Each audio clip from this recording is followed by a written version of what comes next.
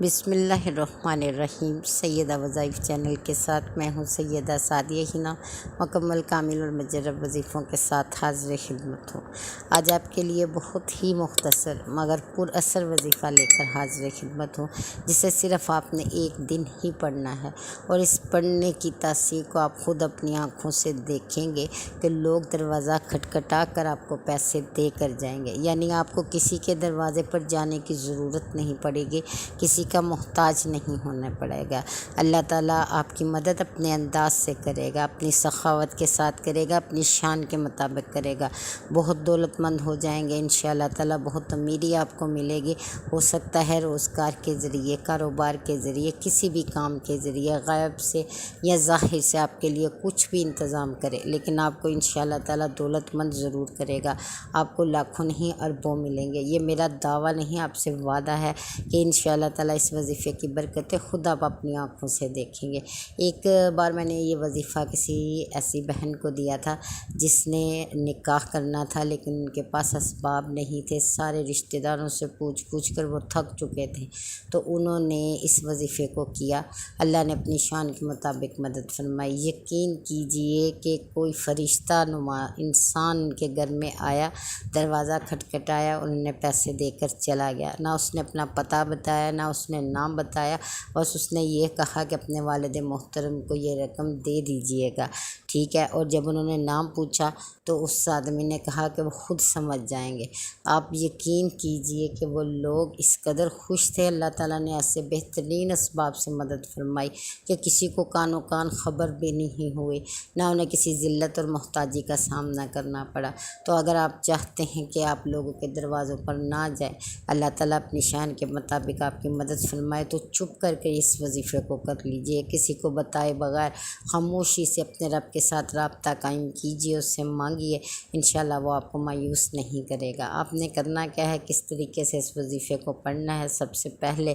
تو آپ جانتے ہیں کہ سورۃ کوثر کا شان نزول کیا ہے۔ یہ اللہ تعالیٰ نے خاص طور پر نبی پاک صلی اللہ علیہ وسلم کی ہمت کے لیے سورت اتاری تھی، اور آپ جانتے ہیں کہ بعض لہجے بہت خوبصورت ہوتے ہیں، جن کی تاثیر بہت دلکش ہوتی ہے، اور قرآن کا لہجہ بھی اسی طرح سے ہے کہ اس کا ایک ایک لفظ پر تاثیر ہے، بہت اثر کرتا ہے دلوں پر، دماغ پر۔ اگر کوئی دل و یقین کے ساتھ کسی بھی آیت کو، سورت کو پڑھ لیتا ہے، اپنا وظیفہ بنا لیتا ہے، تو اللہ تعالیٰ اس قدر راضی ہوتا ہے کہ فوراً اس کی مدد کر دیتا ہے۔ تو ہم نے قرآن پاک کے اس لہجے کو سمجھنا ہے، اس سورت کے لہجے کو سمجھنا ہے، اس سورت میں جو موتی ہیں، جو لفظ ہیں، ان کی خوبصورتی کو جاننا ہے، اور پھر اسے پڑھنا ہے۔ سب سے پہلے ہم نے نیت کرنی ہے۔ بے شک یہ جو توفیق ملی ہے ذکر خیر کی، اللہ تعالیٰ نے اپنی طرف آنے کا راستہ بتایا ہے، جو سورت اتاری ہے، اسے پھر پڑھنے کی توفیق دی ہے، تو ہم اسے اللہ کی رضا کے لیے پڑھیں گے۔ سب سے پہلے نیت ہماری یہ ہے کہ ہمارا رب ہم سے راضی ہو جائے، کہ ہم نے پریشانی کے وقت میں کسی اور کو نہیں بلکہ اپنے رب کائنات کو پکارا ہے، جو سب کا خالق و مالک ہے اور رازق ہے، رزق دینے والا ہے۔ پھر اس کے بعد ہم نے اس ذکر کو جو ہم نے کرنا ہے، آخرت کے لیے، قبر کے لیے اللہ کی بارگاہ میں امانتاً پیش کرنا ہے کہ اللہ تعالیٰ قبر میں اس کی وجہ سے ہمارے لیے نور پیدا کرے، آخرت میں ہمارے لیے آسانی کرے، مدد دے۔ پھر آپ نے دنیا کے لیے اللہ سے مانگنا ہے، اس کی وجہ سے کہ اے اللہ، میں تیرا ذکر کر رہی ہوں، تو اس ذکر کی بدولت مجھ سے راضی ہو جا اور مجھے عطا کر دے دنیا کی ہر نعمت، دولت، پیسہ، سکھ، سکون، خوشیاں۔ آپ یقین کیجئے کہ آپ جب بھی دولت مانگیں، اللہ سے عافیت اور صحت ضرور مانگیں۔ اگر آپ نے ایسا نہ کیا تو یقین خدا نخواستہ آپ کو پچھتاوے کا سامنا کرنا پڑے گا، کیونکہ میں نے ایسے بہت سے لوگ دیکھے جنہوں نے دولت مانگی اور دن رات مانگی، پیسوں کے لیے وظیفہ کیا، لیکن جب پیسہ عنایت ہوا تو ایسی بیماری میں مبتلا ہو گئے کہ جن کا علاج پیسوں سے بھی ممکن نہ ہوا۔ تو آپ نے کیا کرنا ہے کہ اللہ سے رزق مانگنا ہے، عافیت اور صحت بھی مانگنی ہے، یہ بھی بہت بڑی دولت ہے۔ تو آپ نے اپنی نیت میں شامل کرنا ہے کہ نہ صرف مجھے پیسوں کی بلکہ مجھے صحت کی، عافیت کی، خوشی خوشیوں کی، سکون کی بہت ضرورت ہے کہ مجھے ہر طرف سے خیر ہی خیر نصیب ہو، میری آنکھوں میرے کانوں میں خیر ہو۔ انشاءاللہ تعالیٰ آپ کو اس نیت کا بھی بہت اجر ملے گا اور بہترین صلہ دے گا۔ پھر آپ نے اس وظیفے کو کرنا ہے، اور اس وظیفے کے کرنے کے لیے آپ نے دن کے کسی بھی وقت میں آپ نے 2 نفل نماز حاجت کے ادا کرنے ہیں۔ اور آپ جانتے ہیں کہ نماز حاجت ویسے ہی پڑھی جاتی ہے جیسے عام نوافل ادا کیے جاتے ہیں۔ اس میں آپ اپنی مرضی سے کوئی بھی ذکر عبادت کے طور پر کر سکتے ہیں، کوئی بھی سورت پڑھ سکتے ہیں، لیکن اس میں جو 2 نفل حاجت کے ہیں، خاص طور پہ آپ نے پہلی اور دوسری رکعت میں 101 بار سورت اخلاص پڑھنی ہے، اور دوسری رکعت میں بھی 101 بار سورت اخلاص پڑھنی ہے۔ اگر آپ کو یہ مشکل لگے، اگر آپ یہ سمجھیں کہ آپ پورا نہیں پڑھ سکیں گے، تو آپ نے اس کو 21 بار پڑھنا ہے، یعنی 101 بار اگر نہ پڑھ سکے تو 21 بار پڑھنا ہے دونوں رکعت میں سورت اخلاص کو۔ قل هو اللہ احد اللہ الصمد لم یلد ولم یولد ولم یکن لہ کفوا احد، یہ آپ نے پڑھنی ہے۔ پھر اس کے بعد آپ نے جب سلام کہنا ہے تو بے شک آپ اللہ کے رابطے میں ہیں، اللہ آپ کو سن رہا ہے، اس نے آپ کو توفیق دیا جائے نماز پر بیٹھنے کی، اور اس نے اپنے آپ سے مانگنے کی، تو بے شک آپ سے خوش نصیب زیادہ انسان اور کوئی نہیں۔ آپ نے کیا کرنا ہے، جب سلام کہنا ہے درود پاک پڑھنا ہے، اور پھر اپنے ماتھے پر ہاتھ رکھنا ہے، ٹھیک ہے۔ ماتھے پر دایاں ہاتھ رکھ کر آپ نے ایک بار صرف کہنا ہے بسم اللہ الذی لا الہ الا هو الرحمن الرحیم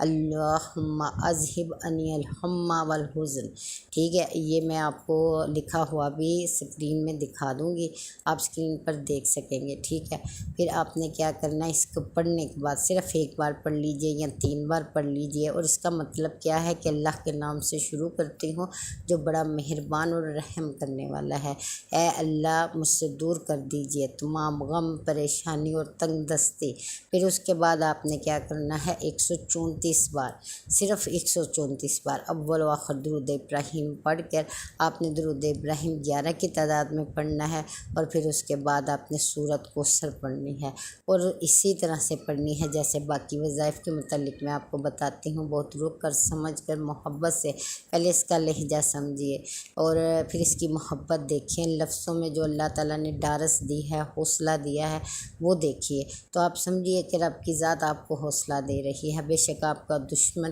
آپ کی تنگ دستی ہے، آپ کی پریشانیاں ہیں، آپ کا قرض ہے، آپ کا مرض ہے، یعنی جن حالات میں آپ اس وقت ہیں، ان حالات سے چھٹکارا چاہتے ہیں، تو اس صورت کو سمجھ کر پڑھیے، انشاءاللہ آپ کو بہت فائدہ ملے گا۔ پھر آپ نے آخر میں درود پاک پڑھنا ہے، پھر اللہ سے دعا کرنی ہے، بہت زیادہ عجز و انکسار کے ساتھ اللہ سے مانگنا ہے کہ وہی مالک ہے، وہی رحم کرنے والا ہے، وہی عطا کرنے والا ہے، وہی سخاوت کرنے والا ہے۔ بے شک اس سے مانگنے والا نہ مایوس ہوا، نہ کبھی فقیر رہا ہے، آپ کو وہ ضرور دے گا۔ اور آپ دیکھیے گا کہ چند ہی دنوں میں، ہو سکتا ہے اسی دن، ہو سکتا ہے 1-2 دن میں، یہ اس کی شان ہے کب وہ آپ کی مدد فرمائے، لیکن مدد ضرور کرے گا۔ 1 ہفتے کے اندر